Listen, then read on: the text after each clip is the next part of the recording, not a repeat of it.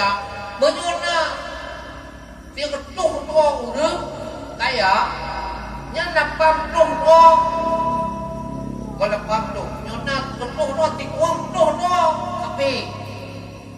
di Indonesia nyona orang kaya ketuh tua tikuang tuh tua yang kayanya tapi dia kuih sedang tikuh tua yang bandingi tapi menyona orang kasih bukan hadir itu kadang nyona orang kasih tengah tuh tua tikuang tuh tua kuih sedang itu doa kafe katin. Tikuang tuh banding ngon itu. Nyan kondisi real. Dari Tokyo yang nak tuh juta, tikuang tuh juta orang kaya kafe. Padahal kafe di Indonesia cuma 10%. Di Bangkok 10%. Tapi yang kaya di Nangronyo Bandung kafe, yang kecil Nangronyo adalah Islam. Oleh karenanya kaum muslimin menyona Nabi Yuwanyo gejak tiat mentong gemarin katanya hai pemandun beksik kemulun mentong beksik kemutlawun mentong beksik ke ibadah-ibadah mentong uronyo memandun kok hina tak kadiatu diobrak-abrik di musuh-musuh lagi lu pegah konyan pekure memandun wanyo ni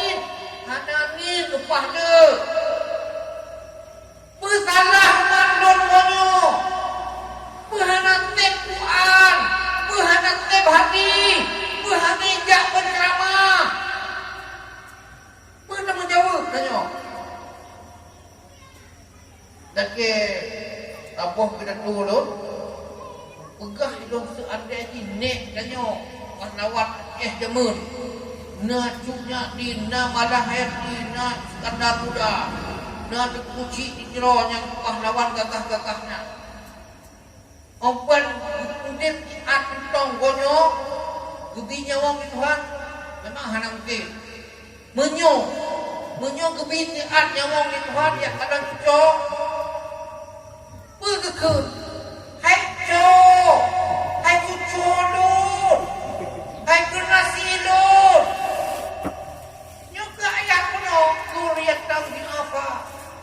pakon kamu tujuan kata hana daya pakon tujuan katin pakon tujuan hana berdaya kurang cok berdarah lon hana tembus hana mengalir kok bak tujuan darah berani hana lihat tubuh tujuan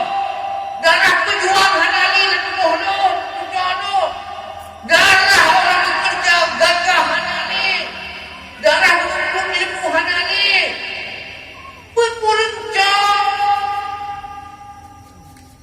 atau kurang iman coknya berhana iman cok bercolon hana lihat daya semangat bekerja kok mau jadi orang muafak cok kok menjadi kamu terhina